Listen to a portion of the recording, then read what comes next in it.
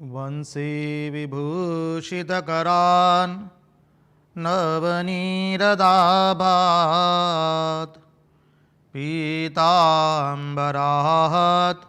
अरुणबिम्बफलादरोष्ठात् पूर्णेन्दुसुन्दरमुखात् अरविन्दनेत्रात् कृष्णात् परं किमपि तत्त्वम् अहं न जाने। कृष्णात् परं किमपि तत्त्वम् अहं न जाने। स्वस्ति श्री गणेशाय नमः। श्री सरस्वत्यै नमः। श्री गुरुभ्यो नमः। नारायणं नमस्कृत्यं नरं चैव नरोत्तमं देवीं सरस्वतीं व्यास ततो जयमुदीरयेत्।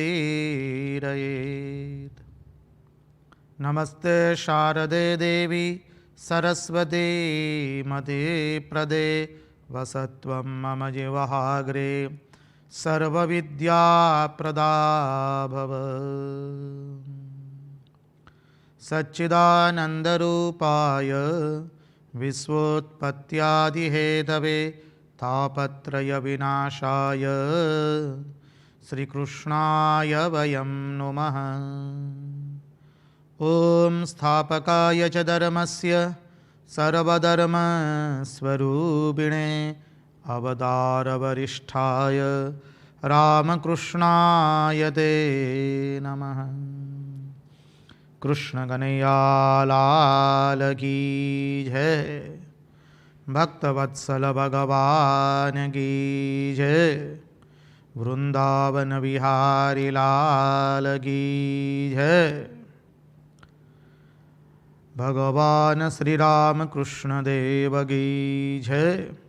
भागवत भगवान की जय। भागवत भक्त भगवान की जय। ओम नमो भगवते वासुदेवाय। नारायण नारायण नारायण नारायण।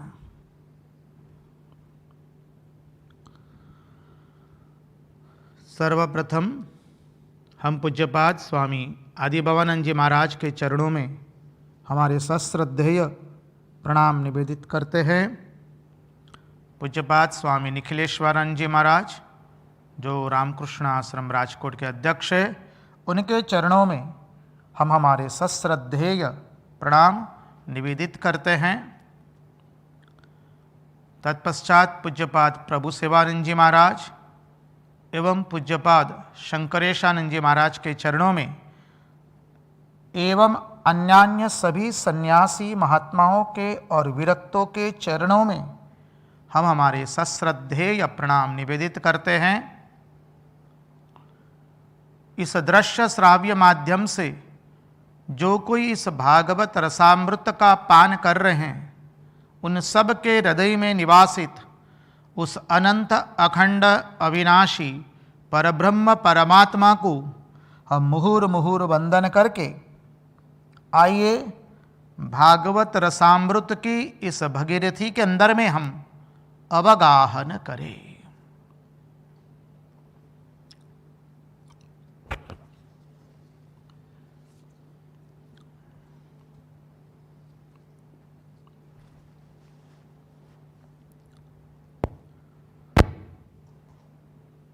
देखिए,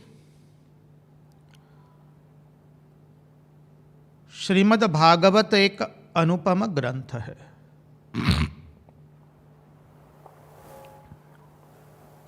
ये श्रीमद् भागवत की महिमा है जो प्रत्येक के हृदय के अंदर में एक अनुपम प्रेम की धारा प्रवाहित करता है। जैसे जैसे भगवान के भक्त श्रीमद् भागवत का श्रवण करते हैं, श्रीमद् भागवत भक्त के हृदय के अंदर में एक अद्भुत स्रोत प्रवाहित करता है भगवान के प्रति।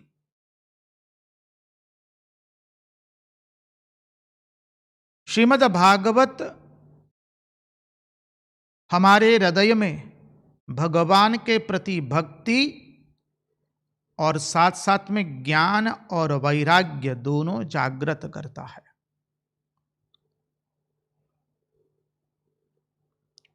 भक्ति के भिन्न भिन्न अर्थ हमने देखे हैं। प्रेम से युक्त सेवा, स्वामी विवेकानंद ने एक अद्भुत अर्थ बताया जो हमने पिछले सत्संग में देखा है। जो संबंध हमारा संसार के प्रति है वह संबंध भगवान के प्रति बन जाए, और भगवान के साथ जो संबंध है वो संसार के लोगों के प्रति हो जाए, उसका नाम है भक्ति।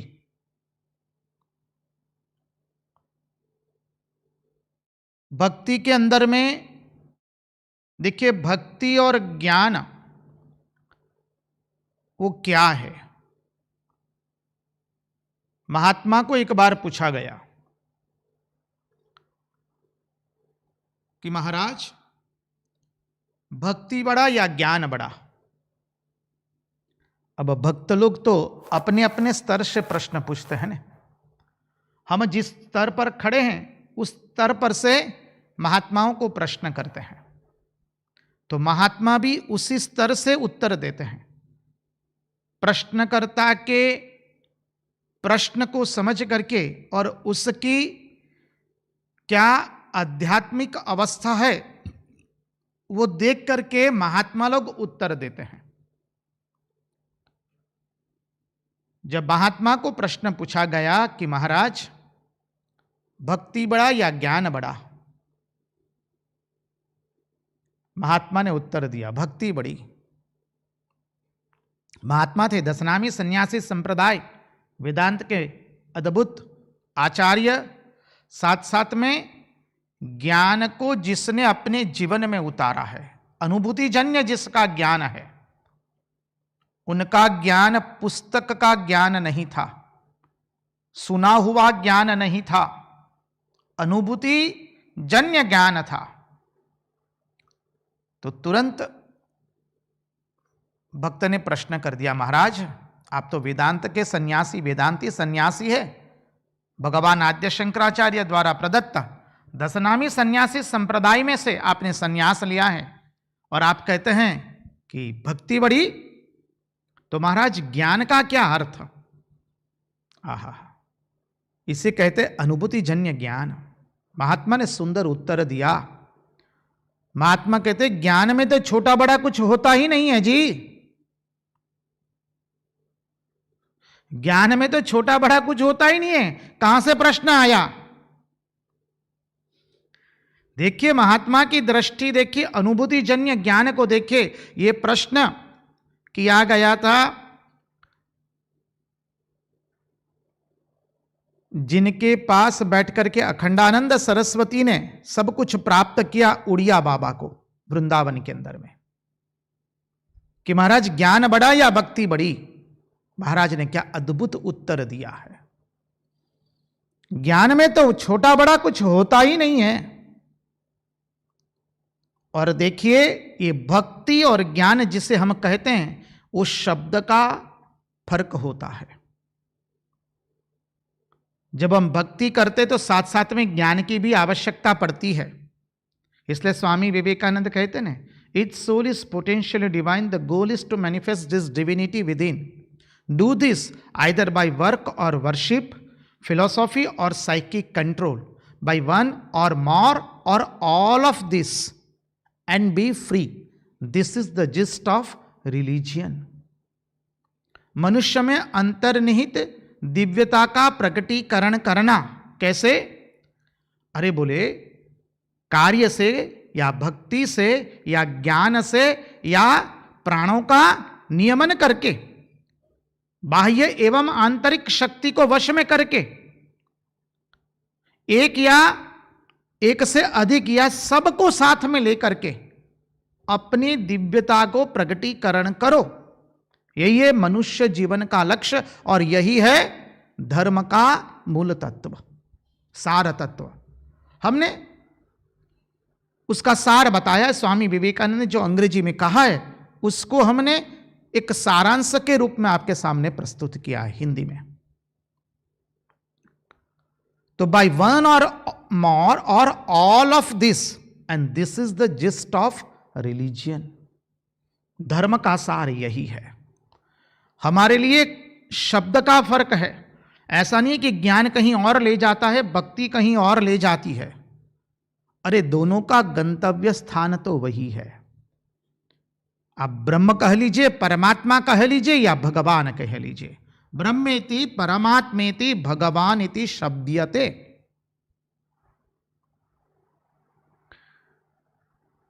देखिए भक्ति के अंदर में जब भक्त सावध नहीं रहता है तो भक्त के अंदर में दंभ आ जाता है, भक्त के अंदर में अज्ञान आ जाता है। परंपराओं को, चली आई हुई परंपरा को ही वो भक्ति मानना शुरू कर देता है।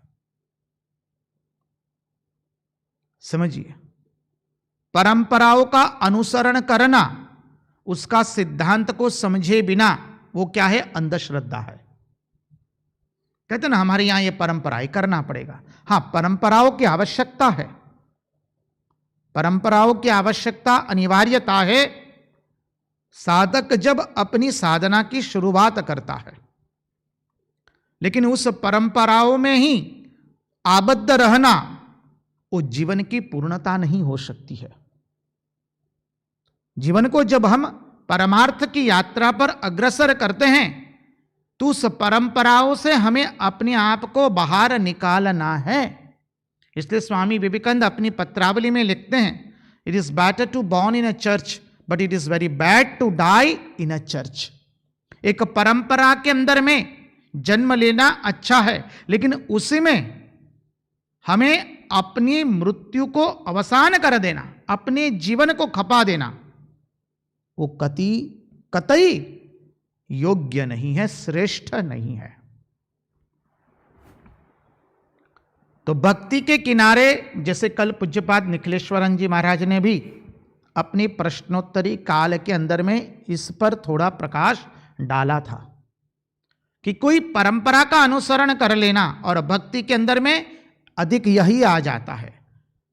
साधक भावुक अधिक हो जाता है और ज्ञान से अपना विचार नहीं करता है। इसलिए श्री रामकृष्ण देव ने रामकृष्ण कथामृत या वचनामृत जो भी कहिए, हम कथामृत शब्द से अधिक आसक्त, इसलिए अधिकांश कथामृत शब्द का ही प्रयोग करेंगे। हिंदी में उसे वचनामृत कहते हैं।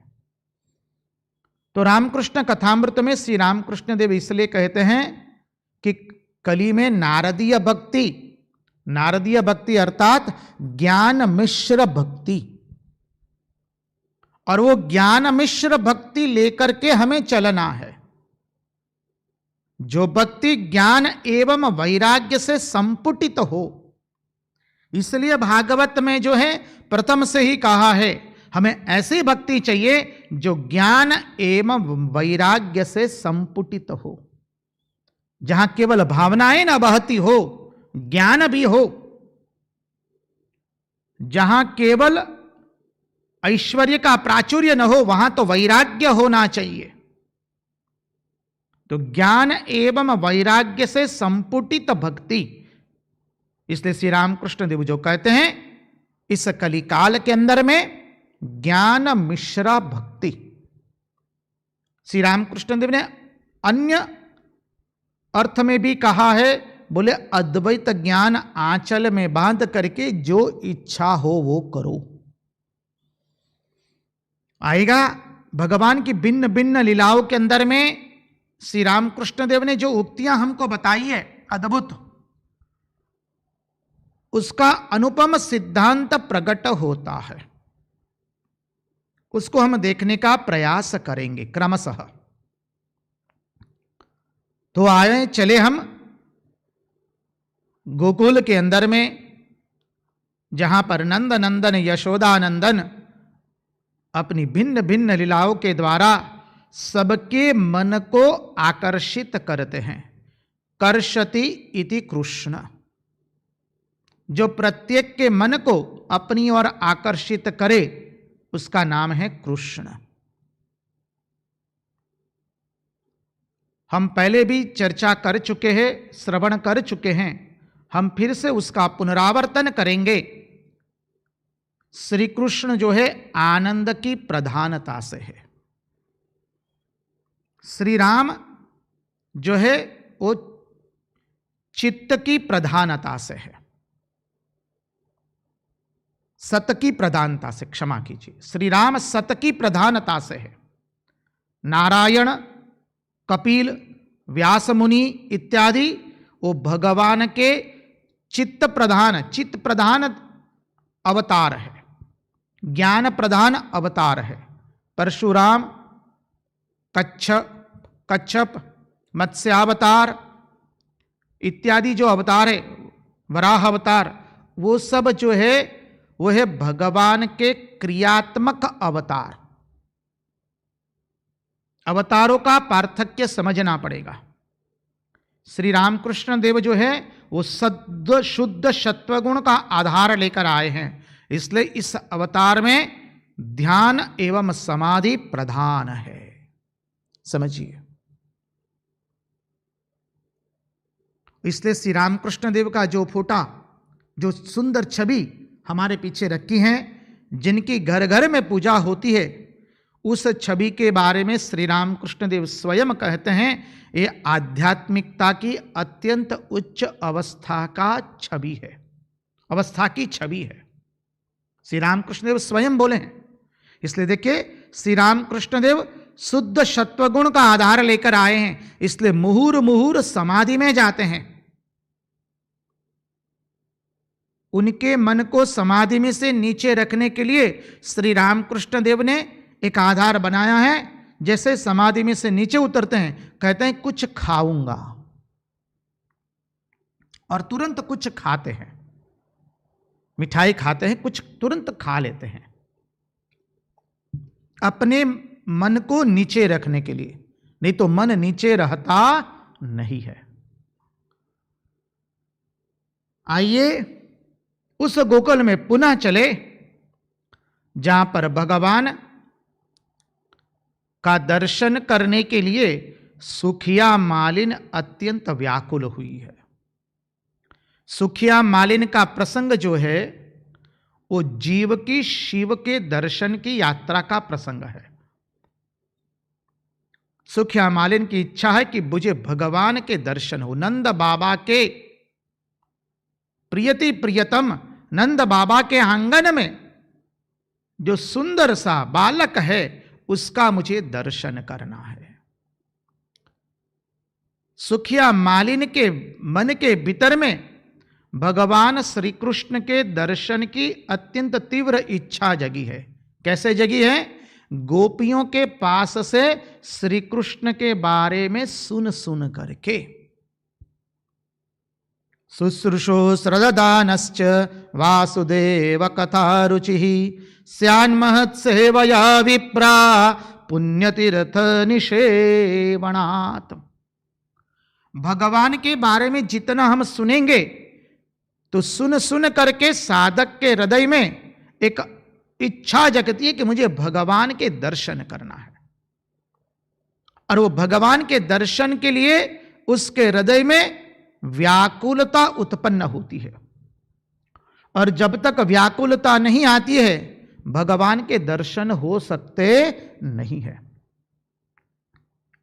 इसलिए श्री रामकृष्ण देव ने कहा कि केवल व्याकुलता, व्याकुलता और व्याकुलता।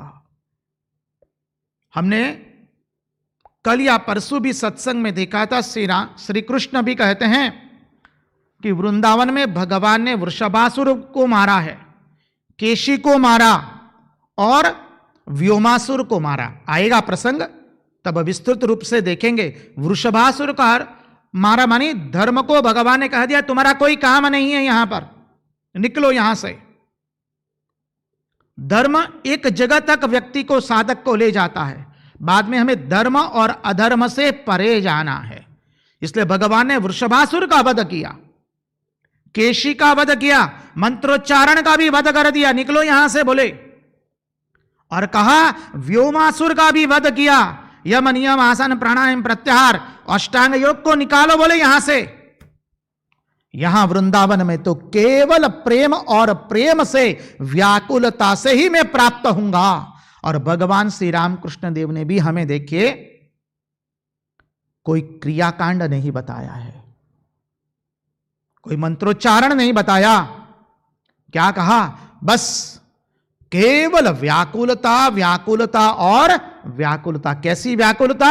श्री रामकृष्ण देव ने सहज सरल अर्थ में बताया, जैसे मां की संतान के प्रति, विषयी की विषय के प्रति और सती स्त्री का पति के प्रति आकर्षण, ये तीन आकर्षण इकट्ठा होकर के जो एक आकर्षण बनता है, उससे साधक जब भगवान को पुकारता है तब क्या होता है? भगवान से रहा नहीं जाता है। आज सुखिया मालिन के प्रसंग में हम यही देखने वाले हैं। ये तीन आकर्षण एक बने हैं सुखिया मालिन के जीवन के अंदर में। सुखिया मालिन अद्भुत साधन करती है। आचार्य के पास आई, बोले कहे कि बाबा हमें कुछ मंत्र दीजिए। गुरु किए बिना साधक अपने परमार्थ के यात्रा में आगे बढ़ सकता नहीं है। देखिए अवतारों ने भी अपने जीवन से बताया। हमने कई साधकों के मुंह से सुना है, अरे महाराज गुरु करने की क्या आवश्यकता है, हम गुरु करेंगे तो एक संप्रदाय में जैसे आबद्ध बन जाते हैं। अरे गुरु कोई संप्रदाय में आबद्ध करता नहीं है। और गुरु जो आबद्ध करते हैं किस लिए करते हैं? श्री रामकृष्ण देव ने कथामृत में कहा, जब पौधा छोटा होता है तो उसको चारों ओर से बाढ़ कर लेनी पड़ती है ताकि गाय बकरी उसके खा न जाए। उस पौधे को चारों ओर से उसको बाढ़ कर लेनी पड़ती है। क्यों? ताकि गाय बकरी खा न जाए। तो जीवन में गुरु अत्यंत आवश्यक होते हैं यदि परमार्थ की यात्रा करनी है। उसके ऊपर पूज्यपाद निखिलेश्वरानंद जी महाराज ने भी अपनी प्रश्नोत्तरी के अंदर में विस्तृत रूप से उस प्रसंग को लिया है। नहीं तो क्या होता है, गुरु नहीं करते हैं तो आज राम अच्छे लगे, कल कृष्ण अच्छे लगेंगे, कल तीसरे दिन कुछ तीसरे देवता अच्छे लगेंगे। गुरु हमें बता देते कि हमारे इष्ट कौन है। श्रीनाथे जानकी नाथे अभेदः परमात्मनि तथापि मम सर्वस्वम रामः कमललोचन। मैं जानता हूं श्रीनाथ एवं जानकीनाथ दोनों एक ही है, लेकिन मेरे लिए श्रेष्ठ है श्री राम जी के चरण कमल। तो जब हम गुरु से दीक्षा लेते तो गुरु बता देते हमारे इष्ट कौन है। सुखिया मालिन आचार्य के पास गई, आचार्य ने मंत्र दिया, कहे हरे कृष्ण कृष्ण कृष्ण हरे हरे, हरे राम, इस महामंत्र का जप तुम करती रहो। और नंद बाबा के महल के बाहर में 108 बार प्रदक्षिणा करती रहो। प्रदक्षिणा का अत्यंत महत्मय है। देखिए मंदिर में जाते हैं तो पहले प्रदक्षिणा करते हैं। प्रदक्षिणा क्या है कि प्रभु मैं इस संसार में सतत चक्र लगाता रहता हूं, जन्म मरण के चक्र लगाता रहता हूं। व्यष्टि से समष्टि का अर्थ करना है। अधिभूत अधिदेव एवं अध्यात्म, इसको मत भूलिए। ये जीव कहता है प्रभु मैं जन्म मरण के चक्कर में घूम रहा हूं और मेरे केंद्र कौन है? प्रभु आप है।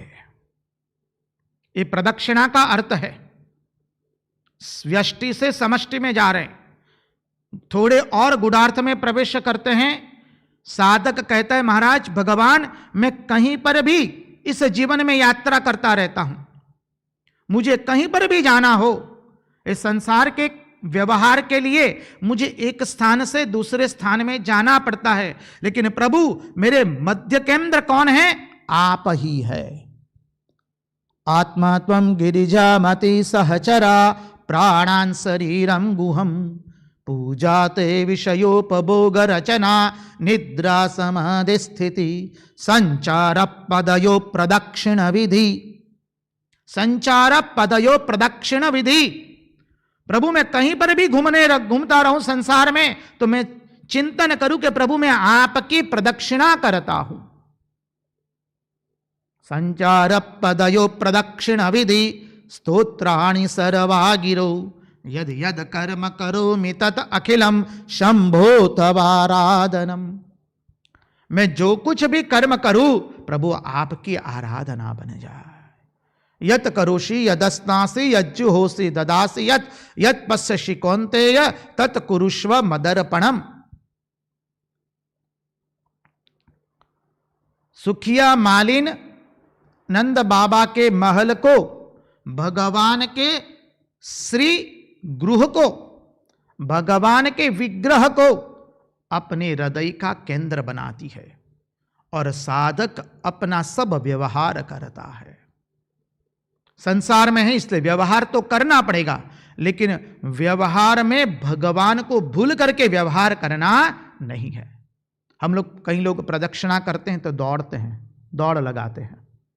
आप लोग गए होंगे वृंदावन, गए होंगे तो वृंदावन की प्रदक्षिणा करते हैं। हर रोज वृंदावन की परिक्रमा लगाते हैं, गिरिराज की परिक्रमा लगाते हैं, बरसाना धाम की परिक्रमा लगाते हैं। परिक्रमा में या मंदिर जाते हैं तो मंदिर में परिक्रमा लगाते हैं। प्रदक्षिणा और परिक्रमा एक ही है। तो प्रदक्षिणा लगाते हैं तो लोग दौड़े दौड़े लगाते हैं। सारे जगत की चर्चा करते करते वृंदावन की परिक्रमा करते हैं कहीं लोग, संसार की बातचीत करते करते। गिरिराज की प्रदक्षिणा लगाते हैं तो संसार की बातचीत करते करते एक तीर्थ से दूसरे तीर्थ जाते हैं, चल करके जाते हैं, पैदल जा करके करते हैं, तो सारे संसार की बातचीत करते करते जाते हैं। वो जाना हुआ नहीं, वो प्रदक्षिणा हुआ नहीं, वो परिक्रमा हुई नहीं है। प्रदक्षिणा परिक्रमा का अर्थ है भगवान का चिंतन करते करते, भगवान का स्मरण करते करते हमें भगवान के पास पहुंचना है। इसलिए परिक्रमा के अंदर में साधक अपने नेत्रों को भी दूसरे को देता नहीं है। देखिए, जब भगवान का पूजन करते हैं तो पूजा के भी नियम होते हैं। क्या नियम है? साधक स्नान गृह में स्नान करके वो आईने में भी देखता नहीं है, क्योंकि जिसको हम आंख देंगे उसे मन देना पड़ेगा, सिद्धांत है। इसलिए साधक किसी को अपने नेत्र देता नहीं है, आईने में भी अपना चेहरा देखता नहीं है। सीधा स्नानागार से निकल करके सीधे पूजा के कक्ष में जाता है। किसी से बातचीत करना वर्जित है, किसी को आंख देना वर्जित है। समझिए क्यों? क्योंकि जिसको हम आंख देंगे उसे मन देना पड़ेगा। इसलिए साधक जब भगवान के दर्शन के लिए प्रवृत्त होता है तो किसी को आंख देता नहीं है, केवल भगवान के अपनी दृष्टि वो अपने पैरों के अंगूठे पर ही रखता है, ताकि किसी से दृष्टि, किसी को आंख देनी ना पड़े।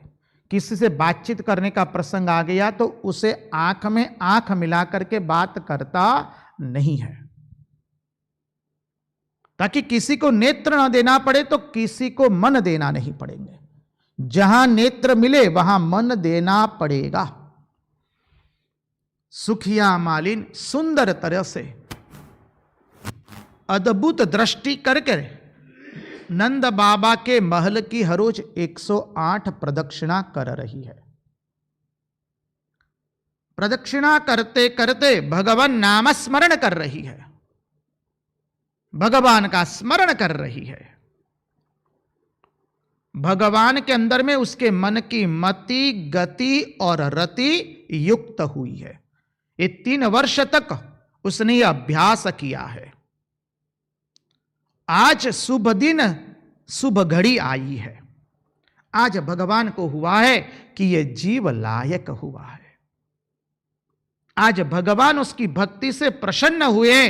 भगवान स्वयं आज दर्शन देने के लिए अपने महल से बाहर निकले हैं। सुखिया मालिन आज नंद बाबा के महल की प्रदक्षिणा कर रही हैं।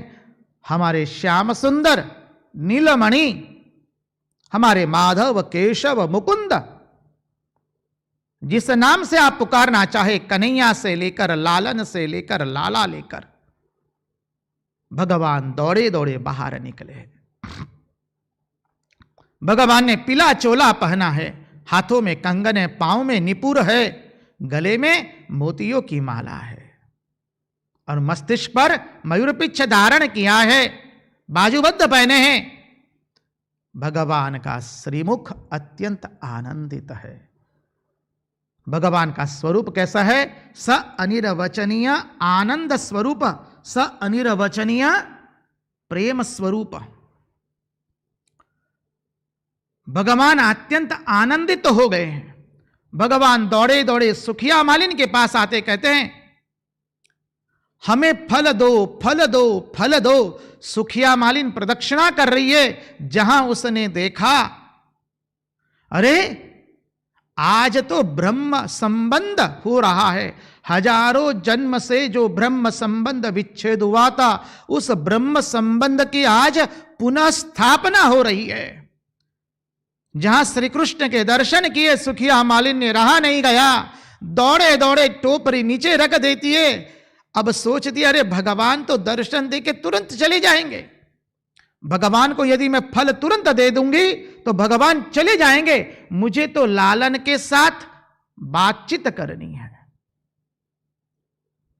सुखिया मालिन कहती है लालन को, लालन मैं फल देने नहीं आई हूं, मैं तो फल बेचने आई हूं। तुम मुझे विनिमय से कुछ दो, तब मैं तुम्हें फल दूंगी।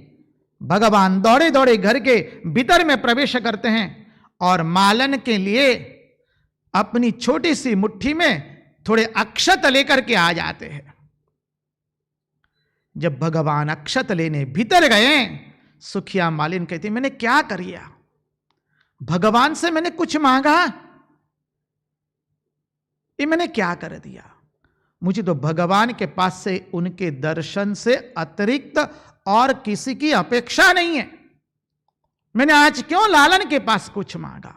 मैं तो लालन को देने के लिए आई हूं, लालन से कुछ मांगने नहीं आई हूं।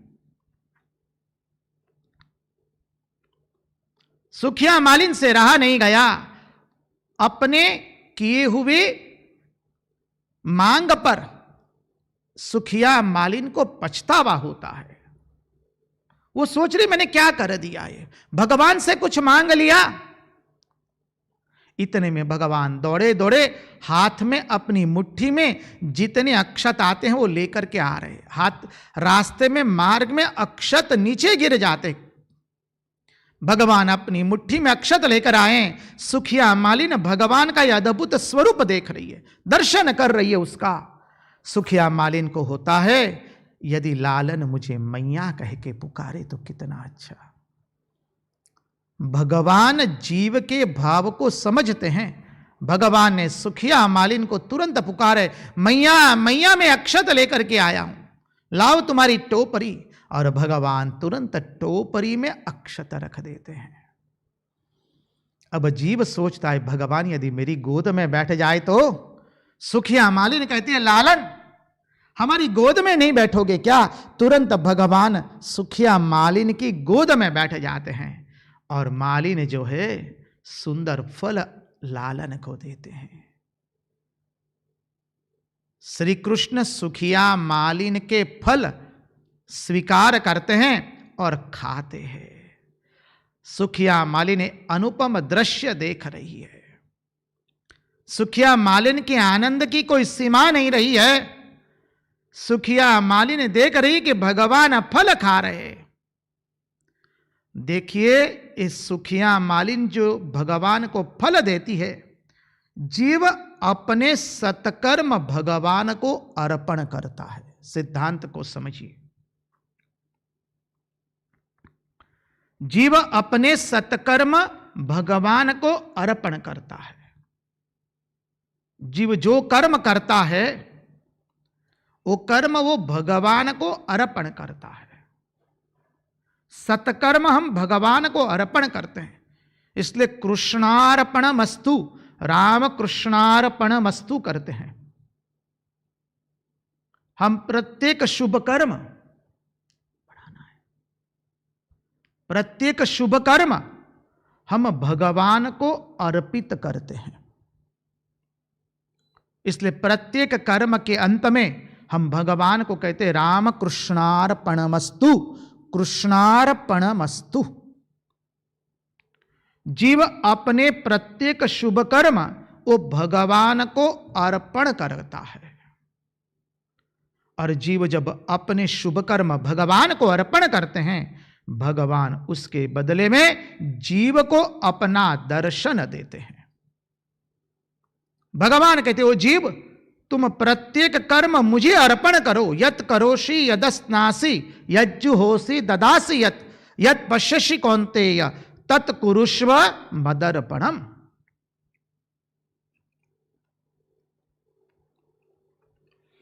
भगवान जीव से शुभ कर्म की अपेक्षा रखते हैं। जीव जो कुछ करे वो मुझे अर्पण करे। सुखिया मालिन अपनी टोपरी में, टोपरी अर्थात बुद्धि है, जीव इस बुद्धि से जो कुछ भी कर्म करे, बुद्धि अर्थात यहां पूर्ण अंतःकरण लेना है, मन कर्म वचन से, काया वाचा मन से जो भी जीव कर्म करे वो भगवान को अर्पण करे। जीव जब सत्कर्म भगवान के श्री चरण में अर्पण करता है, अपने पास जीव जब कुछ भी रखता नहीं है, तब भगवान उसे अपने स्वरूप का दान देते हैं। सुखिया मालिन के आनंद की कोई सीमा नहीं रही।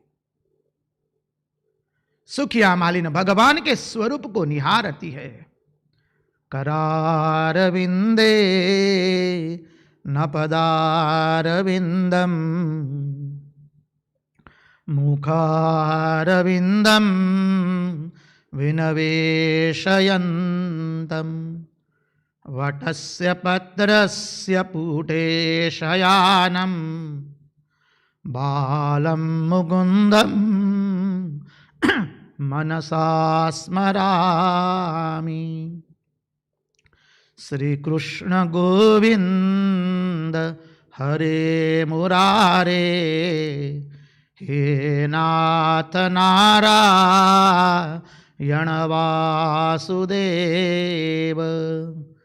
जिह्वे पिबस्वा मृतमेतदेवं गोविंद दामोदर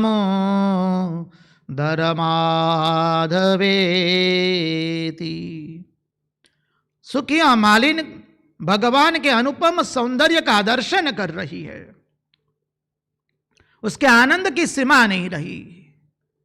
भगवान का स्वरूप स अनिर्वचनीय आनंद स्वरूप, स अनिर्वचनीय प्रेम स्वरूप। सुखिया मालिन के हृदय में आनंद का स्रोत बह रहा है। मालिन भगवान का अनुपम दर्शन कर रही है। मालिन भगवान को मुहुर मुहुर वंदन करती है। भगवान मालिन के फल लेकर भीतर चले जा रहे हैं। सुखिया मालिन श्री कृष्ण स्मरण करते करते अपने घर वापस पुनः पहुंचती है। देखती है टोपरी में भगवान ने उसकी टोपरी रत्नों से भर दी है। जीव जब भगवान को अपने शुभ कर्म का फल अर्पण करता है, तो जीव को भगवान अपने दर्शन का दान देते हैं। व्यवहार की भाषा में बोले तो जब हम कर्म का फल भगवान को अर्पण करते हैं, तो भगवान भक्ति रूपी अमृत से, प्रेम रूपी अमृत से हमारी बुद्धि को भर देते हैं। भगवान की अनुपम सुंदर लीला है। आगे का प्रसंग आता है भागवत के अंदर में। भगवान अपनी अपनी बालक सहज क्रीड़ाओं से यशोदा जी एवं रोहिणी, गोप एवं गोपियों का मन, समग्र गोकुल वासियों का मन अपनी ओर आकर्षित करते हैं। एक दिन एक सुंदर प्रसंग हुआ। बलभद्र जी एवं भगवान वृंदावन की पुलिन में खेल रहे हैं। सुबह से कलेवा करके भगवान गए। भगवान और दाऊ जी अभी तक वापस नहीं लौटे हैं। मैया ने रोहिणी जी को भेजा भगवान को बुलाने के लिए। रोहिणी जी जाकर के कहती है, श्री कृष्ण को पुकारा है। कैसे पुकारा है? वो अर्जुन का छेदन करने वाले, अर्जुन भंजक कह के पुकारा है। और बुलाती है, अरे आ जाओ, चलो जल्दी से वापस चलो। सुबह से थोड़ा कलेवा किया था, थोड़ा भोजन भी कर लो, दूध पी लो। मैया ने सब सामग्री तैयार करके रखी है। अर्जुन भंजक कह के पुकारा, भगवान को पसंद नहीं आया। भगवान आते नहीं है। अब भगवान नहीं आते तो बलभद्र जी भी नहीं आते हैं। रोहिणी जी पुनः पुनः पुकार रही है, लेकिन दोनों श्री कृष्ण एवं बलभद्र जी लौटते नहीं हैं। रोहिणी जी थक जाती है, जाकर के यशोदा जी को कहते, मैया वो तो आ ही नहीं रहे, आप जाकर के उनको बुला करके लाइए। अब देखे मैया जाती है भगवान को बुलाने के लिए। मैया क्या कहती है? अरे मेरे प्राण प्रिय, अरे मेरे सर्वस्व, आजा मेरे पास। सुबह से तूने कलेवा ही थोड़ा किया है, आ जाओ, मैं आप सब दोनों को दूध पिलाती हूं। मैया बलभद्र जी को पुकार के कहती है, अरे आओ बलभद्र जी, तुम तो ज्येष्ठ हो, तुम तो सबका मिलाप करवाने के लिए आए हो। आओ बलभद्र जी, आप ज्येष्ठ है, आ जाओ, दोनों पुत्र मेरी गोदी में बैठ जाओ। दोनों पुत्र दौड़े दौड़े सब कुछ छोड़ करके मैया के पास चले आते हैं। मैया किस तरह से पुकारती है? मैया कहती है, मैं पुकारूंगी तो कृष्ण नाम लेकर पुकारूंगी, पुकारेंगे तो बलभद्र नाम लेकर पुकारूंगी। अरे मेरे मुंह से एक शब्द ऐसा नहीं निकलेगा जिसमें भगवान के नाम का उच्चारण न हो। इसलिए अपने यहां जब भक्त लोग मिलते हैं, एक दूसरे से मिलते हैं, तो जय श्री कृष्ण कहते हैं। प्रसंग की शुरुआत में भगवान को पुकारा है, मध्य में भगवान को पुकारा है, अंत में भी भगवान को पुकारा जाता है। मंगलाचरण का अर्थ भी यही है। शुरू में भगवान को पुकारा, मध्य में भी भगवान को पुकारते हैं, अंत में भी भगवान को पुकारा जाता है। इसलिए मिलने के समय हम लोग कहते हैं, जय श्री कृष्ण, जय राम कृष्ण, नमो नारायण। जो कहना है, आपको जो पसंद आए वो बोलिए। सिद्धांत इसका समझिए, हम कोई भी बातचीत करेंगे तो उसके पहले भगवान को रखेंगे। भगवान का नाम स्मरण करके जीव, भक्त, साधक, उपासक अपनी बातचीत शुरू करता है, अपना प्रसंग शुरू करता है। उपासक साधक कहता है, हम कुछ भी करेंगे भगवान को छोड़ करके, भगवान का स्मरण किए बिना हम कोई कथा प्रसंग नहीं करेंगे। अरे भगवान कितना अद्भुत कार्य करते। इस दृश्य का आनंद लो, अपने हृदय में इस दृश्य को अंकित कर दो साधक। मैया कहती है, अरे लालन, जरिए छोटा सा सकट के ऊपर से छोटा सा पटरा ले आओ। भगवान दौड़े दौड़े जाते, पटरे को उठा नहीं पा रहे।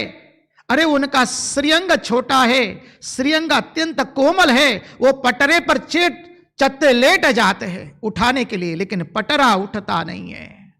गोपियां देखती है, गोपियां लालन के पास आती है, अरे मक्खन लेकर के आती है, दूध दही लेकर के आई है।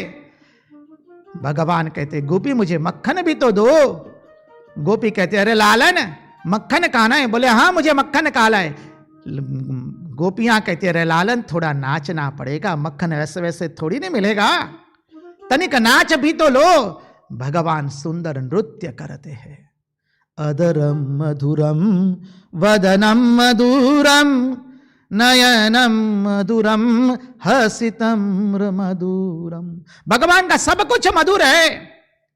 गोपियां भगवान को नचा रही है, इसलिए रसखान कहते हैं शेष महेश गुणेश दिनेश सुरेश जाहि निरंतर गावे, जाहि अनादि अनंत अखंड अछेद अभेद सुभेद बतावे। नारद से सुख व्यास रटे, पावी जहि पुनि पार न पावे। ताही आहिर की छोहरिया छचिया बरी छाछ पे नाच नचावे। जिसकी महिमा वेद गाते गाते कह देते यह नहीं यह नहीं। नारद से सुख व्यास जिनके गुणगान गाते हैं और गुणगान गाते गाते थकते नहीं हैं, कितनी अद्भुत बात बताते हैं। अरे उनको आज गोपियां क्या कर रही है? छछिया भरी छाछ पे नाच नचावे। अरे वह नंद बाबा का आंगन के अंदर में क्या हुआ है? अरे एक गोपी दूसरी गोपी से कहती है, अरे सखी सुनो सुनो। क्या बोले? क्या सुने? अरे नंद के आंगन में मैंने एक अद्भुत कौतुक देखा। क्या कौतुक देखा? अरे जिसका पूरा श्रीअंग जो है अरे गोधूलि से मल चुका है, और जो वेदांत का सिद्धांत है वो नंद बाबा के आंगन में आज नृत्य कर रहा है। सुनो सखी कौतुक मेकम। क्या कौतुक है? नंद निकेतांगने। गोपियां कहती है सुनो सखी कौतुक मेकम नंद निकेतांगने मया दृष्टम। मैंने देखा। और वो क्या है? बोले क्या है? गोधुली दूसरी तांगे। जिसने अपने श्रीअंग को गोधुली से एकदम मल लिया है। गोधुली दूसरी तांगे नृत्यति। और वो कौन है? वेदांत सिद्धांत। वेदांत का सिद्धांत नंद बाबा के आंगन में गोधुली मानी व्रज धुली को लगा करके नृत्य कर रहा है। इसका वो मानव तुम चिंतन करो। कितना अद्भुत सिद्धांत बताया है। अपने हृदय में इस दृश्य को अंकित कर दो। भगवान गोपियों के कहने पर सुंदर नृत्य करते हैं। अरे भगवान तो निरावरण है। कमर पर करधनी पहनी है, हाथों में बाजू है, कंगन पहने हैं, मस्तिष्क पर सुंदर मयूरपिच्छ धारण किया है, अगरों पर सुंदर हास्य है, पांव में नुपुर है, और भगवान ताथई ताथई करके नाच रहे हैं एक छोटे से मक्खन के लौंदे के लिए। भगवान जीव को जैसे नचाते हैं, आज जीव भगवान को नचा रहे हैं। आइए थोड़ा महाराज से विनती करेंगे, भजन शुरू करें। अच्छा सा भजन गाइए। और आप सब लोगों से विनती है, अपने हृदय में इस दृश्य को अंकित कर दीजिए। ताड़ी पाड़ो तो मारा राम नी रे, बीजी ताड़ी न होए जो, वातो करो तो मारा श्याम नी रे, बीजी वातो न होए जो, ताड़ी पाड़ो तो मारा श्याम नी रे, बीजी ताड़ी न होए जो।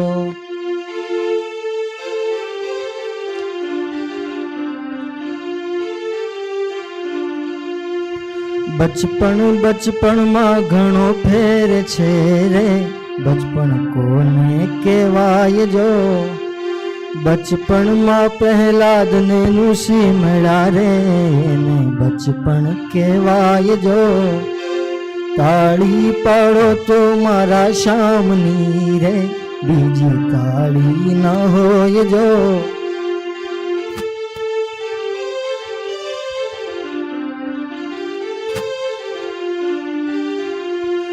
युवानी में घणो फेर छे रे, युवानी कोने केवाय जो, युवानी में मीराबाई ने श्याम मेला रे, युवानी ने કહેવાય જો, તાળી પાડો તો મારા રામની રે, બીજી તાળી ન હોય જો.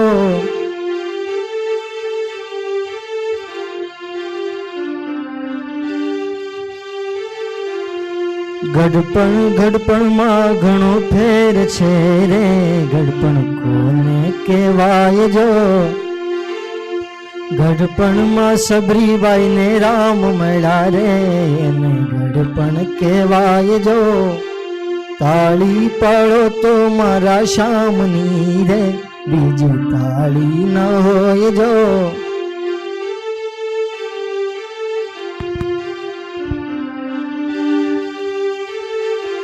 ભાઈબંધમાં ઘણો ફેર છે રે, ભાઈબંધ કોને કહેવાય જો. ભાઈબંધમાં સુદામાને કૃષ્ણ મળ્યા રે, એને ભાઈબંધ કહેવાય જો. તાળી પાડો તો મારા રામની રે, બીજી તાળી ન હોય જો.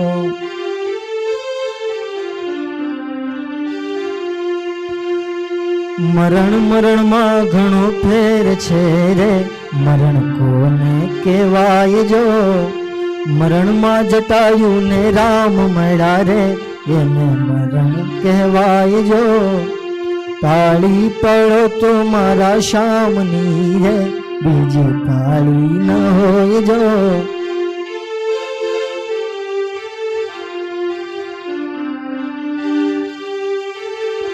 સેવામાં ઘણો ફેર છે રે, સેવા કોને કહેવાય જો.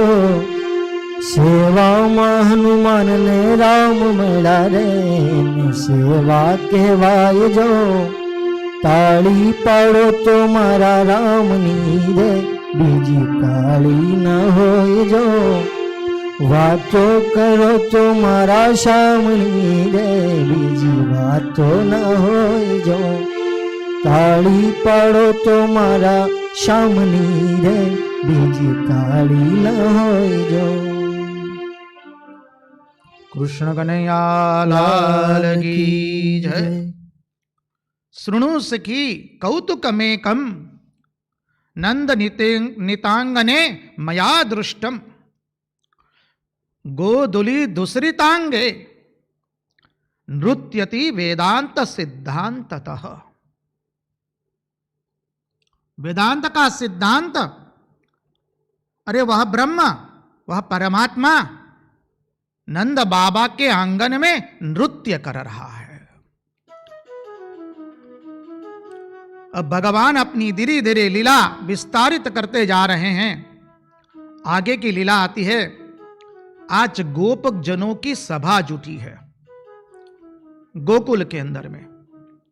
उस सभा के अंदर में जो सबसे ज्येष्ठ है उपनंदन चाचा, उपनंदन चाचा ने प्रस्ताव रखा है सभा के अंदर में.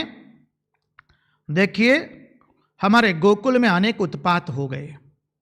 जब से हमारे यहां नंद बाबा के वहां श्री कृष्ण का जन्म हुआ तो पहले पूतना ही हमारा लालन बच गया. तत्पश्चात बवंडर का रूप लेकर कोई असुर आया, हमारा लाला बच गया. सकट जो था वो अचानक टूट गया, फिर भी हमारा लाला बच गया. और अभी अभी 2 वृक्ष धराशायी हो गए, बीच में लाला था. हमारे नारायण की कृपा से प्रत्येक बार हमारा श्री कृष्ण बच जा रहा है. अब ये गोकुल हम लोगों के वास करने लायक रहा नहीं है. यहाँ के वृक्ष भी अत्यंत पुराने हो चुके हैं और यहाँ पर इतनी आफत आई, लेकिन हमारा ये लाला जो है अद्भुत है. हमारे नारायण की कृपा है, हमारा लाला प्रत्येक बार बच जाता है. और नंद बाबा के गोकुल में जो सभा जुटी थी उसमें उपनंदन चाचा ने ये प्रस्ताव रखा कि अच्छा होगा अब हम गोकुल का त्याग करें. और दूसरा प्रस्ताव रखा कि चलो हम वृंदावन चले. और जहां ये उपनंदन चाचा ने वृंदावन का प्रस्ताव रखा, देखिए ये जो गोकुल वासी है, सब गोकुल वासियों ने एक साथ उस प्रस्ताव का स्वीकार कर लिया। अब आप सोचिए, कोई छोटी बात नहीं है, बहुत बड़ी बात है। सबके सब गोकुलवासी एकमात्र श्री कृष्ण के लिए अपनी जमीन, खेत खराबा सब कुछ छोड़ करके गोकुल से वृंदावन जाने के लिए तैयार हुए। सब व्रजवासियों, गोकुलवासियों ने एक स्वर के अंदर में यह प्रस्ताव का स्वीकार कर लिया कि हम इसी वक्त इस स्थान का त्याग करके हम वृंदावन चलेंगे। ये कोई छोटी बड़ी बात नहीं है। इससे प्रतिफलित होता है कि प्रत्येक गोकुलवासी श्री कृष्ण को कितना प्रेम कर रहे हैं। उनका प्रत्येक का मन भगवान ने अपनी ओर आकृष्ट कर लिया है। सब तैयार हो गए। अरे छकड़े जोते गए, सब लोगों ने अपने गाय को, बैल को सजाया अच्छी तरह से और छकड़े को जोता गया है। सब लोग अपनी अपनी जितनी चल संपत्ति थी वो सब कुछ छकड़े पर लाद करके सब लोग एक साथ गोकुल से वृंदावन आए हैं। मार्ग में गोपियां श्री कृष्ण एवं बलभद्र जी की अनेक प्रकार की लीलाओं का दर्शन करते करते, उनके साथ बाल्य लीला करते करते सब गोप गोपीजन गोकुलवासी वृंदावन में आ गए हैं। और वृंदावन में अद्भुत दृश्य है। सुंदर कल कल करके जमुना जी बह रही है। वहां पर जो जमुना जी है वो क्या है? भक्त के हृदय की भावना जो भगवान की ओर सतत बहती है। समझिए, वृंदावन का अधिभूत स्वरूप आप देखते हैं। हमें अधिभूत अधिदैव स्वरूप भी साथ साथ में देखना है। जो जमुना जी है वो क्या है? भक्त के हृदय की भावना जो भगवान के प्रति सतत बह रही है। जमुना जी का रंग श्याम हो गया है। जमुना जी भगवान की पटरानी जो बनने वाली है। अरे भक्त का हृदय जो है भगवान का चिंतन करते करते भगवान के रंग का बन गया है। जमुना जी भगवान का चिंतन करते करते जमुना जी ने श्याम वर्ण धारण कर लिया है। वृंदावन में अनेक सरोवर है। वो क्या है? बोले भक्ति के सरोवर है। और उसके अंदर में कमल खिले हैं। वो क्या है? भक्ति के कमल खिले हैं। अरे वृंदावन में गिरिराज है। वो गिरिराज कैसा है? बोले गिरिराज जो है वो भक्त का दृढ़ निश्चय है। इस जन्म में साधन करके हमारे अंतःकरण को पवित्र करेंगे। इस जन्म में हमें हमारी वृत्ति भगवदाकार वृत्ति बनानी है। हमें भगवत प्राप्ति करना है। यह साधक का दृढ़ निश्चय है। यह है गिरिराज। अरे वृंदावन का अद्भुत अर्थ ऋग्वेद में आता है। ऋग्वेद में कहा है किम स्विद वनम क स उ वृक्षः। अरे वह कौन सा वन है और वह कौन सा वृक्ष है जिसमें से विश्वकर्मा ने इस विश्व का निर्माण किया। समझिए। और केनोपनिषद अद्भुत उत्तर देते हुए कहता है तद्वी तद वनम नाम, तद्वी तद वनम नाम। और वह नाम क्या है? वृंदावन। वृंदावन क्या है? वो ब्रह्मात्मक है। ब्रह्म रूपी तद्वी तद वनम नाम। उस ब्रह्म के अंदर में, ब्रह्म के अंदर में, अब ब्रह्म में कुछ बाहर भीतर नहीं होता है। वेदांत का सिद्धांत है। थोड़ा ध्यान से श्रवण कीजिए। तद्विद्वी तद्वी तद वनम नाम। तो कहते हैं उस ब्रह्म ही वन है। तो तात्पर्य क्या है? वृंदावन क्या है? बोले ब्रह्मात्मक है। वृंदावन जो है वो ब्रह्मात्मक है। यह ऐसा वृंदावन है। वृंदावन का अर्थ है वृंदा अर्थात तुलसी। तुलसी का वन। तुलसी है वो हिंसक नहीं होती है, अहिंसक होती है। जहां किसी के भी मन में किसी के भी प्रति हिंसा नहीं है, उसका नाम है वृंदावन। जहां साधक के मन में राग द्वेष का नाश हो गया, किसी के प्रति राग द्वेष की भावना नहीं रही, वह साधक का हृदय वृंदावन बना है। हमें हमारे हृदय को वृंदावन बनाना है, शरीर को मथुरा बनाना है, तब जाकर के परमात्मा रूपी श्री कृष्ण का प्रगटीकरण होगा।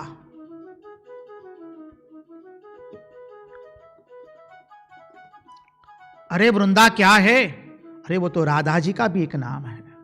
राधा जी की जो दासी है, सखी है, उसका भी नाम है वृंदावन। अनेकों अर्थ महात्माओं ने बताए भिन्न भिन्न रूप से। तो जब श्री कृष्ण एवं बलभद्र जी आए, सब गोकुल वासियों के साथ साथ वृंदावन में जब प्रवेश है, तो वृंदावन का मनोरम दृश्य देख करके दोनों अत्यंत हर्षित एवं पुलकित हो गए। अब वृंदावन को देखेंगे तो देखिए, अधिभूत रूप से देखने का प्रयास करें तो वृंदावन से गिरिराज, गिरिराज से बरसाना और बरसाना से नंदग्राम, यहां तक ये गोकुलवासी बस गए। फिर से हम बोलेंगे, वृंदावन से गिरिराज, गिरिराज से बरसाना और बरसाना से नंदग्राम, पूरा अर्धचंद्राकार हो गया। समझ लीजिए। भगवान कहते चंद्रमा मनसो जायते, अपने मन को जब वृंदावन बनाओगे तब उसमें परमात्मा रूपी ब्रह्म का प्रगटीकरण होगा। अब इस वृंदावन में आकर के भगवान क्या बने हैं? वत्सपाल भी बने हैं और गोपाल भी बने हैं। अब तो भगवान बछड़ों को लेकर जा रहे हैं, गायों को लेकर चराने जा रहे हैं। मैया के सामने भगवान ने हट कर दी, मैया अब तो हम गायों को चराने ले जाएंगे, मैया हमें गैया अत्यंत प्रिय है, मैया हम गैया को चराने के लिए ले जाएंगे। मैया ने शुभ दिन शुभ मुहूर्त निकाला है दोनों कुमारों के लिए, श्री कृष्ण एवं बलभद्र जी के लिए, और भगवान वत्सपाल बने हैं। समझिए, गोपाष्टमी के दिन भगवान गोपाल बने हैं। अब भगवान जब गायों को लेकर वन में जाते हैं तो गोप बालकों के साथ अत्यंत आनंद करते हैं। महात्माओं ने आनंद चंपू एवं आनंद वृंदावन चंपू एवं गोपाल चंपू में इसका सुंदर वर्णन करते हुए कहा है। भागवत में भी आता है, वो मानव इस दृश्य का अपने हृदय में थोड़ा ध्यान करो। आगे आगे गैया जा रही है, बछड़े जा रहे हैं, और गैया को बछड़ों को भिन्न भिन्न रंगों से रंगा गया है। और भगवान बलभद्र जी के साथ कभी पीला फेंटा तो कभी नीला फेंटा, कभी हरा फेंटा तो कभी सफेद फेंटा पहन करके, कभी पगड़ी पहनी, कभी फेंटा पहना। और भगवान अपने कमर पर या कभी अपने अधरों पर बंसी लगा करके बलभद्र जी के साथ गायों के पीछे पीछे जा रहे हैं, और पीछे पीछे सब गोप बालक भगवान का जय जयकार कर रहे, कृष्ण कन्हैया लाल की जय। अद्भुत दृश्य है ये। ऐसा हो गया कि गोपियां जब छजे से भगवान का दर्शन कर रही है, क्या अद्भुत दृश्य है। भगवान गायों को लेकर के जा रहे, आगे गैया को सजाया गया है। भगवान कभी फेंटा पहनते तो कभी पगड़ी पहनते हैं, और भगवान के अधरों पर बंसी है, भगवान के गले में सुंदर वैजंती माला पहनी हुई है।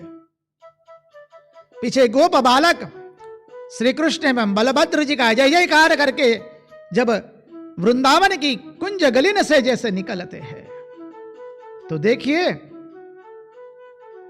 गोपी एक टस भगवान के दर्शन कर रही है। तब उसकी सास कहती है, अरे गोपी देख, तू इस छजे से श्री कृष्ण का तू दर्शन मत किया कर। गोपी कहती, माई पाई लागू, आपकी जैसी आज्ञा। आप कहती है कि कन्हैया का दर्शन नहीं करना है तो मैं कल से नहीं करूंगी। माई लेकिन एक बात है, आपको बता देती हूं। माई कहती है बताओ क्या है।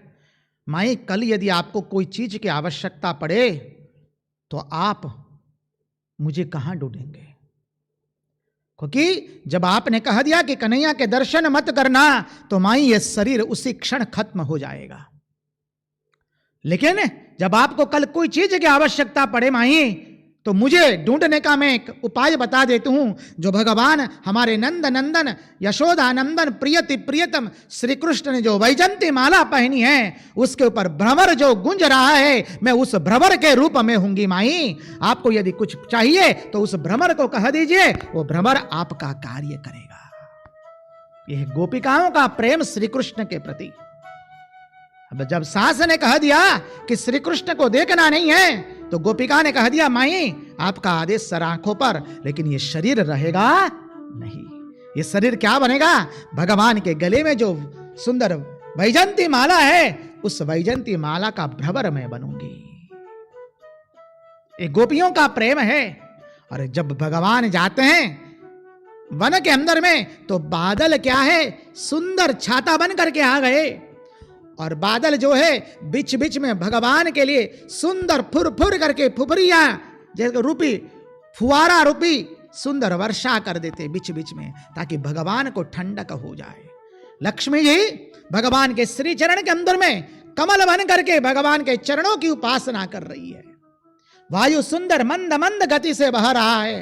लताएं वृक्ष पुष्प सब नवपल्लित हो चुके हैं।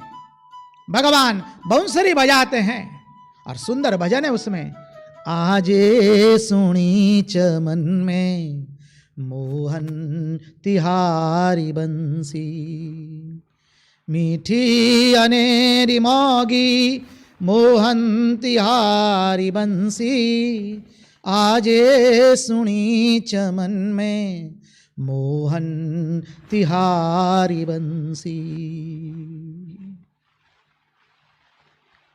भगवान सुंदर बांसुरी वादन करते हैं। अरे हरिण एवं हिरणी दोनों अपनी पलक बंद करना भूल गई है। हिरण एवं हिरणी दोनों अपनी नेत्रों की पलक नहीं गिरा रहे, एक टस भगवान को देख रहे हैं। अरे पक्षियां अपने पंख फड़फड़ाना भूल गई हैं। समझ लीजिए क्या सुंदर वर्णन आता है श्रीमद् भागवत में। हम देखेंगे वेणुगुप्त के प्रसंग में विस्तृत रूप से वर्णन है। वो मानव इस दृश्य का अपने हृदय में ध्यान कर लो, ये झांकी करने लायक है। भगवान गैयों के साथ निकल रहे, गैया आगे है, सुंदर गैयों को श्रृंगार करवाया गया है। भगवान का अद्भुत श्रृंगार है। हमारे श्री कृष्ण सुंदर श्रृंगार करके निकले हैं। पीछे गोप बालक भगवान का जय जयकार कर रहे हैं। अरे गोप बालकों ने वृत्त बना करके भगवान को घेर लिया और संकीर्तन शुरू किया है। श्रीमन्नारायण नारायण नारायण, श्रीमन्नारायण नारायण नारायण, श्रीमन्नारायण नारायण नारायण, श्रीमन्नारायण नारायण नारायण, श्रीमन्नारायण नारायण नारायण, श्रीमन्नारायण नारायण नारायण। गोप बालकों ने सुंदर नृत्य आरंभ किया है। बादल बीच बीच में सुंदर छोटी छोटी वर्षा की फुहारियां बरसा दे रहे हैं। लक्ष्मी जी कमल बन करके भगवान के चरणारविंद की उपासना कर रही है। भगवान सुंदर बांसुरी बजाते हैं। हरिण एवं हिरणी आ चुके हैं। उनकी पलक बंद नहीं हो रही है, पलक खुल गई, बस स्तब्ध हो गई। अरे जो बछड़े थे, जो मैया का दूध पीते थे, वो बछड़ों का मुंह खुला रह गया। समझिए, गायें स्तब्ध बन गई। पक्षियों के जो पंख थे वो स्तब्ध हो गए। पक्षी अपने पंख को फड़फड़ाना भूल गए। अरे भगवान ने चेतन को निस्तेज कर दिया और जड़ को चेतन कर दिया। लताएं पुष्प वृक्ष आनंदित हो गए। सब मनोरम सुंदर दृश्य खड़ा हो गया। और गोप बालक भगवान के साथ नृत्य करने का आनंद ले रहे हैं। देखिए, भगवान ने गोप बालकों के साथ नृत्य किया है, वृद्ध गोपियों के साथ नृत्य किया है, गायों के साथ नृत्य किया है और गोपांगनाओं के साथ नृत्य किया है। भगवान ये गोप बालकों के साथ अद्भुत नृत्य कर रहे हैं, सबको भगवान आनंद दे रहे। स अनिर्वचनीय प्रेम स्वरूप, स अनिर्वचनीय आनंद स्वरूप भगवान का स्वरूप है, सबको आनंद मिल रहा है। अब देखिए, इतने में कंस ने एक असुर को भेजा, कंस ने एक असुर को भेजा, उसका नाम है वत्सासुर। अब असुर ने सोचा कि श्री कृष्ण तो गायों को खूब प्रेम करते हैं, बछड़ों को बहुत प्रेम करते हैं, हम तो आज बछड़े का ही रूप लेकर के जाएंगे ताकि श्री कृष्ण हमें पहचान नहीं पाएंगे। बस वत्सासुर आ गया। वत्सासुर क्या है? अज्ञान है, अंधश्रद्धा है। भक्ति के किनारे अज्ञान एवं अंधश्रद्धा आती है। वत्सासुर आया और बछड़ों के साथ खेलने लगा, कूदने लगा। भगवान समझ गए, भगवान दाऊ जी को कहते हैं, क्या बात है दाऊ जी, आज हमारे बछड़ों के साथ कोई नया बछड़ा आ गया है। भगवान गोपाल है, समझिए, गोपाल अर्थात जो गायों को संचालित करता है उसका नाम गोपाल। गो अर्थात इंद्रियां, जो इंद्रियों को संचालित करता है उसका नाम है गोपाल। भगवान को कहिए, प्रभु आप हमारे इंद्रियों को संचालित कीजिए। भगवान ने देखा कोई नया बछड़ा आया है, अरे इंद्रियों के स्वामी को पता चल गया और उसने बछड़े का रूप धारण किया। भगवान के साथ उसने माया का रूप धारण करके गया है, उसने माया ली, बछड़े का स्वरूप धारण कर लिया। भगवान तो कहते ये यथा माम प्रपद्यन्ते तांस तथैव भजाम्यहम्, जो जिस भाव से मेरी उपासना करता है उसके पास उस भाव से मैं जाता हूं। जब वो माया लेकर के आया है तो भगवान ने भी अपनी माया की, बछड़ों को आलिंगन करने लगे और वो भगवान के आलिंगन की प्रतीक्षा कर रहा था कि जैसे श्री कृष्ण मेरे पास आएंगे मैं उनके पर कूद पड़ूंगा। भगवान धीरे से उस वत्सासुर के दोनों पांव उठाते और भगवान ने घुमाया जोर से बछड़े को और घुमा करके वृक्ष के ऊपर पटक दिया और वत्सासुर के प्राण निकल गए। कृष्ण कन्हैया लाल की जय। वत्सासुर माया का रूप धारण करके आए। भगवान के पास कभी माया का रूप धारण करके नहीं जाना है। भगवान के पास तो जैसे हम हैं वैसे के वैसे ही भगवान के सामने प्रस्तुत होना है। भगवान के सामने कुछ छुपाना नहीं है। देखिए, प्रसंग आवेगा, आज बिंदु निकला है तो हम ले लेते हैं। श्री रामकृष्ण देव के पास एक भक्त आया है, एक व्यक्ति है। श्री रामकृष्ण देव अपने कमरे में हैं, आकर के कहता है, महाराज मैंने न करने का बहुत काम किया है, मैंने इतने सारे पाप किए हैं, मेरी क्या दशा होगी, मेरी क्या मुक्ति होगी। मैं आपकी शरण में आया हूं, मुझे पाप मुक्त कीजिए। श्री रामकृष्ण देव कहते ठीक है, तुमने जो कुछ भी पाप किए हैं एक एक करके मुझे कहने का शुरुआत करो। और व्यक्ति पाप बोलना शुरुआत करता है। कुछ देर के बाद कहते हैं, महाराज अब आगे क्या पाप मैं आपको नहीं बोल सकता हूं, जहां तक बोल सकता था उतना तो बोल दिया। तो भगवान श्री रामकृष्ण देव को कहता है, तो क्या अब जो पाप मैंने बताए नहीं है प्रभु उससे मुझे मुक्ति नहीं मिलेगी? भगवान कहते ठीक है, तुमको लज्जा आती है, संकोच का अनुभव होता है मुझे बताने में, तुम एक काम करो, अभी गंगा जी के किनारे चले जाओ। अभी गंगा जी के किनारे कोई नहीं है, वहां जाकर के जोर जोर से बाकी के सब पाप बोलना शुरू कर दो, मैं तुम्हारे सब पाप खा जाऊंगा। भगवान कह रहे हैं वो व्यक्ति गई गंगा जी के किनारे, पाप बोलने की शुरुआत करते, कुछ बोला, फिर वहां पर भी वो रुक गया, बोले अब आगे मैं बोल नहीं पाऊंगा। देखिए, जब हम भगवान के पास जाएंगे तो माया का कोई रूप चढ़ा करके नहीं जाना है।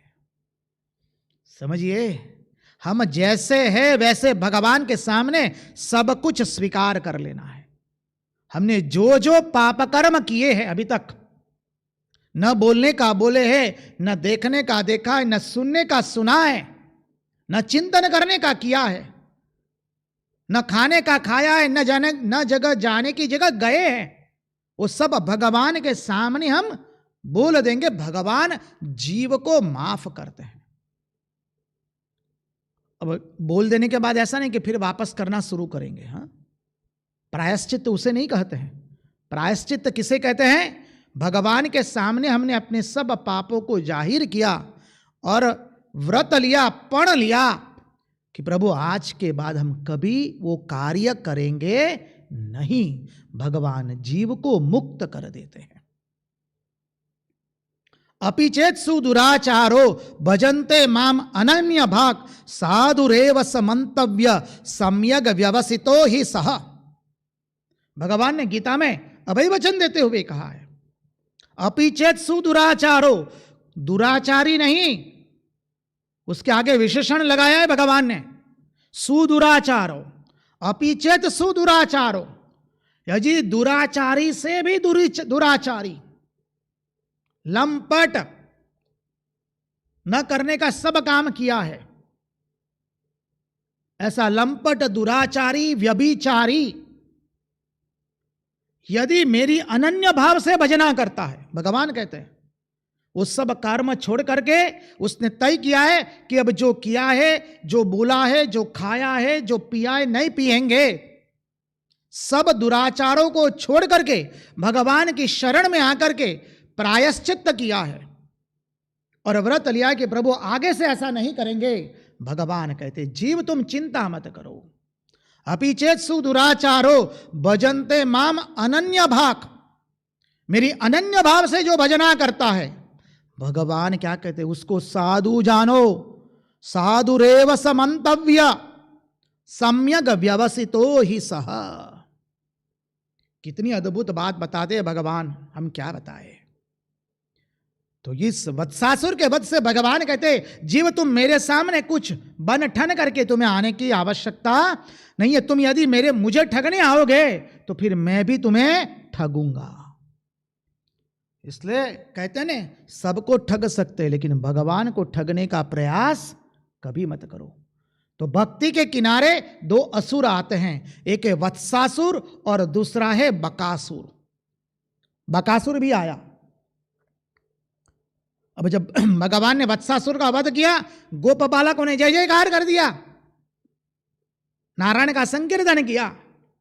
अब एक दिन बकासुर आता है। बकासुर किसका रूप लेके आया? बबुले का। हम सब लोग जानते, बबुला के जैसा ढोंगी कोई और पक्षी है नहीं। बकासुर अर्थात दंभ, वो दंभी है एकदम। देखिए, कथा आपने सुनी भी होगी। एक बार दंभ जो है महात्मा का रूप धारण किया, दंभ ने, और महात्मा का रूप धारण करके देवताओं की सभा में गया और क्या किया है? तिलक धारण किया है, चद्दर पहनी है, गले में कितनी सारी मालाएं हैं और सब समय स्तोत्र पाठ कर रहा है, स्तोत्र पाठ सब समय, और गंगा जल से सब कुछ छिड़क रहा है, सब छिड़क रहा है। देवताओं की सभा में उसने ऐसा अपना स्वांग रचा है, देवताएं देख करके सोचने लगे तो कोई बहुत बड़ा पवित्र व्यक्ति आया है। जैसे देवताओं की सभा में आया, वो सतत छिड़क रहा है जल, अपवित्र पवित्रो वा सर्वास्तांगतो अपि वा, ये सब जल मंत्र चारण करके सब समय गंगा जी छिड़क रहा है और हरे कृष्ण हरे राम का जप कर रहा है। सब देवता घबरा गए, कोई बहुत पवित्र आदमी आया है, व्यक्ति आई है। सब देवताएं खड़े हो गए। अब देवताएं कहाँ बिठाए उनको? ब्रह्मा जी भी खड़े हो गए। कौन है इतना पवित्र व्यक्ति, इतना मानी सदाचारी व्यक्ति आया है, अब कहाँ बैठे? वो तो बोलता है सब जगह अपवित्र, मेरे बैठने के लिए कोई पवित्र जगह नहीं है। ब्रह्मा जी ने आखिर में कह दिया, ठीक है आप यहीं पर बैठ जाइए मेरी गोद में। तो व्यक्ति पहले ब्रह्मा जी के ऊपर जल छिड़कने लगा, अपवित्र पवित्र हो वा सर्वास्तांगतो भी वा यस्मरेत पुंडरीकाक्षम सबाह्य अभ्यंतर शुचि करके उसने ब्रह्मा जी पर जल छिड़का और बाद में बैठना शुरू किया उनकी गोदी में। अब ब्रह्मा जी की गोद में बैठा है, अब ब्रह्मा जी को आदेश दे रहा है, अरे जो आपकी सांस है ना बहुत अपवित्र है, आपकी सांस मुझे लग रही है, कृपा करके आप अपनी सांस को बंद कीजिए। अब ब्रह्मा जी सोचने लगे, भाई ये ऐसा आदमी कौन बैठा है जो मुझे कह रहा है कि अपनी सांस को रोकिए। ब्रह्मा जी कहते हैं रुको तो भाई तनी देखे तो सही आपको कि आप है कौन। ब्रह्मा जी ने यूं करके उसका चेहरा देखा तो पता चला ये तो दंभ है। समझिए ये दंभ कितना खतरनाक होता है। जो दंभी होता है उसको पहचानना अत्यंत मुश्किल होता है।